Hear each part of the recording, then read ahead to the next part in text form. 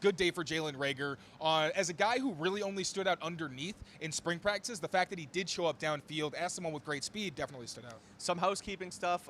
We spoke to Gerard Maye before practice. He told us that everyone was going to be here, and everyone was here. Yep. Obviously, there's the, if you guys haven't already seen, there were some PUP guys and NFI guys, Antonio Gibson, Sione Takitaki, Kendrick Bourne, Cole Strange. Who else am I missing? There's a couple more, I think. Jake Andrews, did you already say Jake that? Andrews, I did not say him. He's on there as well. But besides those guys, everybody was here, including Matthew Judon and Javon Godchaux, who both are in the midst of some contract disputes, I think we can call it. So two guys who, they came out here. They were both participants. Javon Godchaux, a full participant. Judon in and out a little bit. But we spoke to Judon after practice, told us he does not want to be traded, and to kind of basically ask Matt Groh and Elliot Wolf about the contract stuff. But he seems like he wants to be here. He doesn't want to get out of here.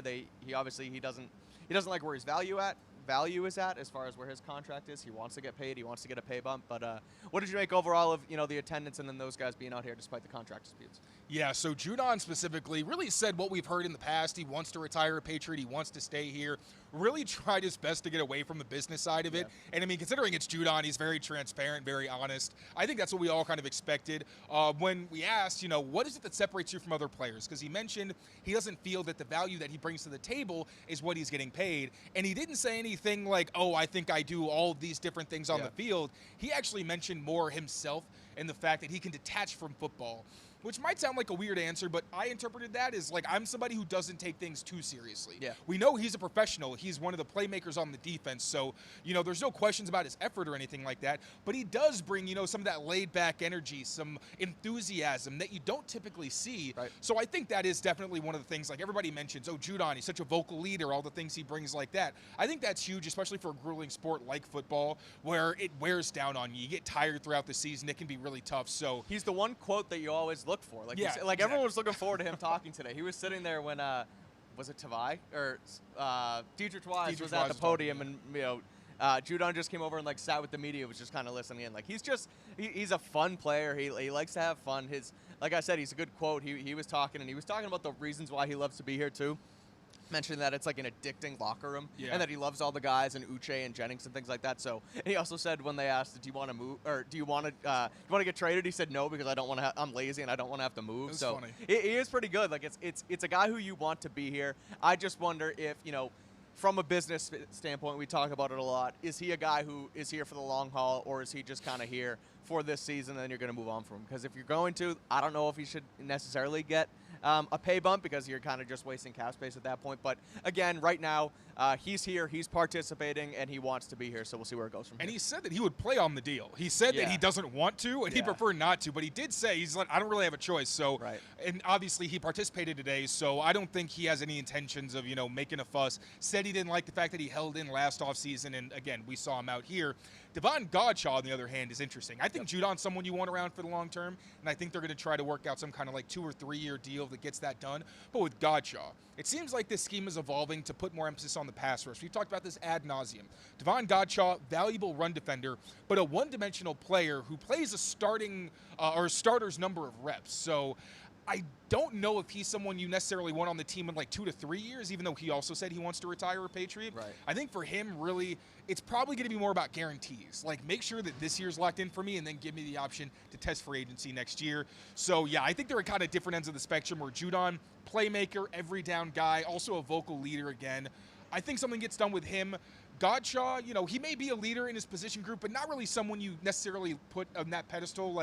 There's captains, and then there's Judon, who has his own little niche on the team. But Godchaux, again, one-dimensional guy who I'm just not sure what his role is long-term, especially with guys like Jeremiah Farms, who could potentially fill that role in if something were to happen to Godchaux. Yeah, we'll see what happens there, obviously. Two guys who, again, looking for contract bumps, extensions, what have you, haven't got done yet, but they were both here. We talked about Drake Maye.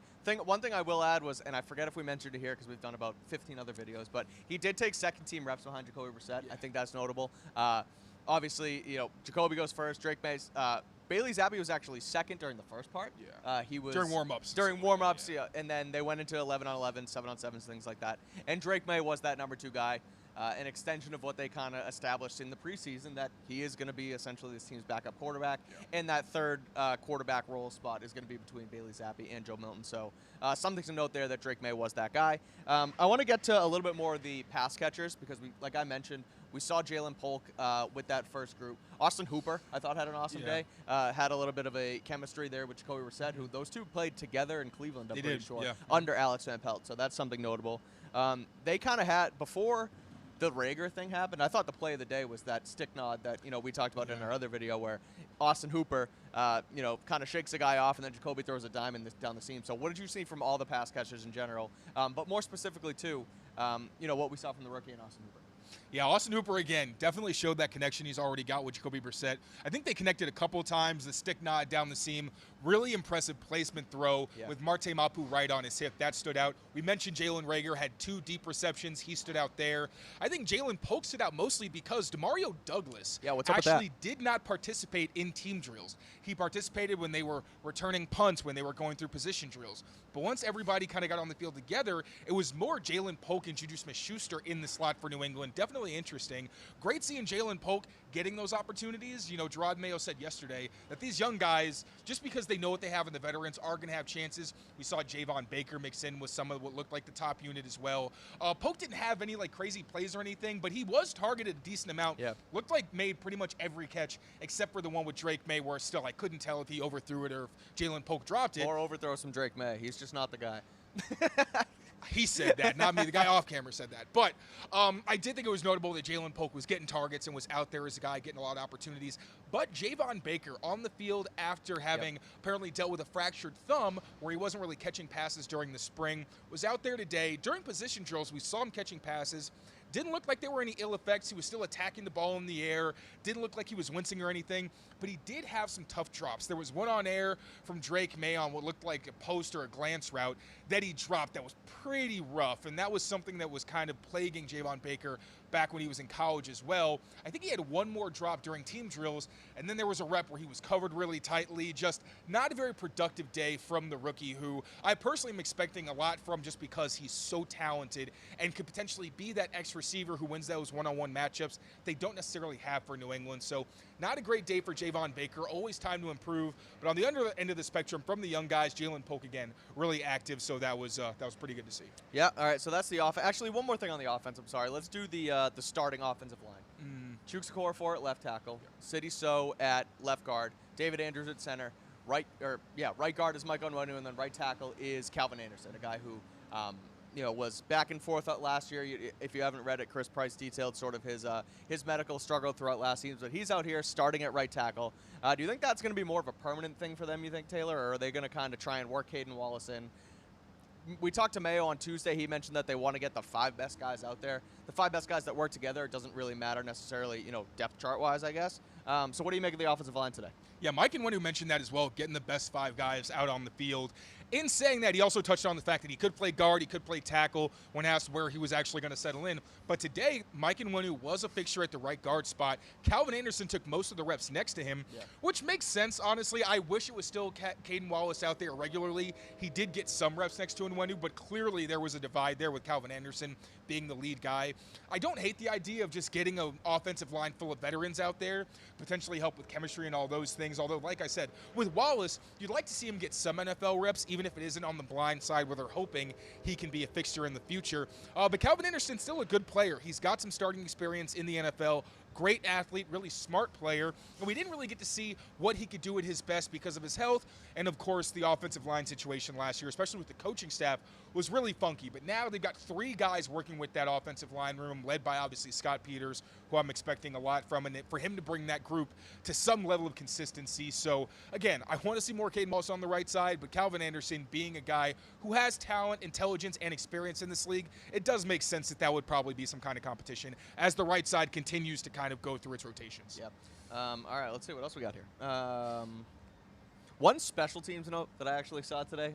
I want to touch on this. We didn't really talk about it in our stand-ups. I tweeted it, but it's kind of interesting just to see where they're at with the skills development role that Troy Brown is in. Yeah. Because he was their wide receiver coach last year. Obviously, that didn't go well. We all know it. We love Troy Brown here, but he wasn't a great wide receivers coach. But he was a great punt returner in his day, and now he's working in skills development on the coaching staff. Yeah. They did this punt return drill. I don't know if you saw it, but the guys who were the return men basically had a pool noodle strapped around their backs and they had to hold the noodle in and catch it. That's smart. To like keep yourself in a basket, basically. I'd never seen it before, but that was something interesting that I thought like, oh, skills development. It's like a niche little interesting thing that I had never seen. You've seen quarterbacks like, I know Tom Brady used to keep a towel in his front arm to kind of make sure that he keeps his shoulder in. I'd never seen it with punt returns before, and I thought it was interesting. So it kind of basically trying to make yourself kind of have a bucket, and so you don't your arms start flailing out on the punt returns. That's a tough thing when they're practicing on 2 fields. You don't really know where to look at any given time. That's actually very cool. I did not spot that. Really good note for you. I'm going to steal that and put it in my notes. Yeah, do it. But it makes sense because you don't want those guys to obviously have more room for the ball to slip through. So very cool note. I'll be looking out for that in the future, but it makes a lot of sense. Yeah, I thought it was interesting just the way that Troy Brown's role has kind of evolved here. He's not even listed on the coaching staff. He's like a skills development guy, basically. Like but Joe Kim. Yeah, but he's around, and I don't know. I just thought that little nugget that the fine-tuning of like things in football kind of fascinates me, and that was something that I noticed. I mean, former player, of course it does. Yeah, exactly. Yeah, there you go, exactly. All right, Taylor, one more thing before we get out of here, a quick one here. We got things to do, places to be, but cornerbacks. Yeah. Christian Gonzalez, number 1. John Jones, number 2. Who was number 3? What's going on there? I'll spoil it. It was Marcus Jones. Taylor can tell you why. Yeah, I mean, honestly, it was an interesting situation because Jonathan Jones and Marcus Jones didn't participate on defense in the spring, so it was going to be an interesting development to see whether John Jones played outside or inside. Turned out Marcus Jones was that first slot corner on the field, which is pretty significant because with John Jones' flexibility, it could have potentially been him in the slot with Alex Austin outside. Instead, what we saw was Alex Austin and Jonathan Jones actually both getting opportunities opposite Christian Gonzalez, but when they did have those 3 cornerback looks, it was Marcus Jones. Now, even going back to last summer, we actually saw Marcus Jones flip both outside and inside. Looks like he's finally going to get to play where I think, is best suited in the slot, and I think that's a good sign for the defense. But however it works out, I'd expect, unless something happens, for Alex Austin and Marcus Jones to rotate based on the situation, the matchup, different things like that. But our first inkling into how this secondary and position group could actually look. For sure. We'll give our final thoughts and wrap this thing up in just a second. But first, a quick word from our friends over at Game Time. It's the dog days of summer here in Boston, which means it's time to get to some games over at Fenway Park. This baseball season, I'm using Game Time to land my Red Sox tickets. Game Time is an authorized ticket marketplace in Major League Baseball, which means getting tickets faster and easier. Prices on the Game Time app actually go down the closer it gets to first pitch. With killer last-minute deals, all-in prices, views from your seat, and their lowest price guarantee, Game Time takes the guesswork out of buying MLB tickets. It's super easy. You just open the app, click Sports, and the games will be right there for you. Right now, you can get tickets to the Rollin' Red Sox for as low as $11. You can even buy parking for the game and check out your seat view right in the app. With Game Time, you can save up to 60% by buying last-minute tickets for sports, concerts, comedy shows, theaters, and more. Get the lowest price guaranteed, or Game Time will credit you 110% of the difference. Take the guesswork out of buying MLB tickets with Game Time. Download the Game Time app, create an account, and use code CLNS for $20 off your first purchase. Terms apply. Again, create an account and redeem code CLNS for $20 off. Download Game Time today. Last minute tickets, lowest price, guaranteed.